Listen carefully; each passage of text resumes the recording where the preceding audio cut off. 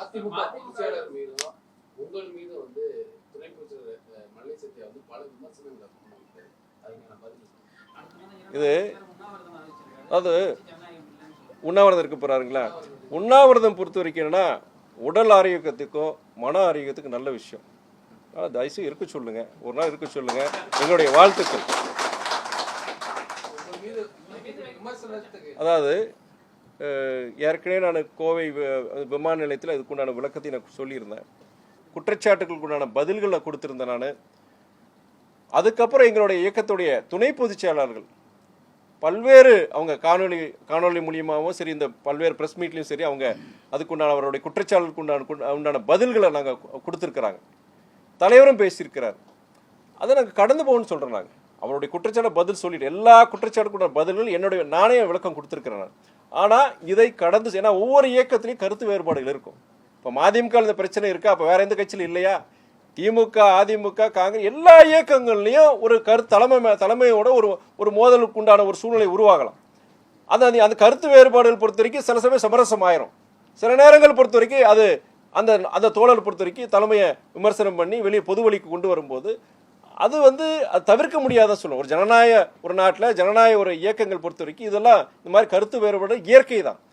ஆனால் என்ன எங்களுக்கு என்னன்னா, இன்னைக்கு அடுத்து நாங்கள் மற்ற அதெல்லாம் முடிஞ்சு போயிடுச்சுன்னு பார்க்குறோம். நாங்கள் கடந்து போகணும்னு சொல்கிறோம். நாங்கள் கடந்து போகணும்.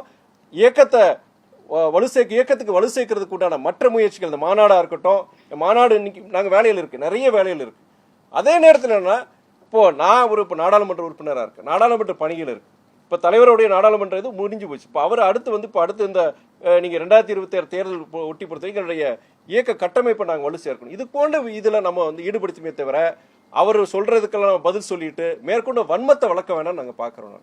இப்போ நீங்கள் ஒரு கேட்குறீங்க, விளக்கம் கொடுத்தாச்சு, திரும்பி அவர் கேட்கும்போது பதிலுக்கு நாங்கள் சொல்லும் போது அந்த வன்மம் தான் அதிகமாகும்.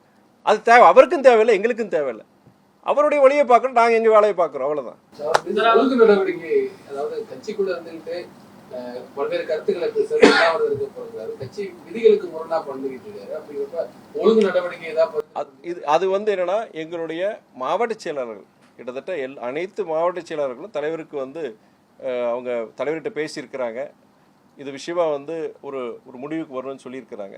இருந்தாலும் இறுதி முடிவு பொறுத்த வரைக்கும் தலைவர் வைகோ அவர்கள் தான்.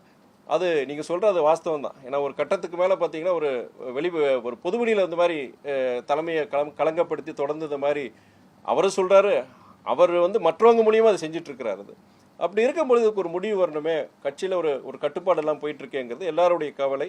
அது தலைமைக்கு சொல்லி தலைமையோட முடிவு தான் இறுதி முடிவு.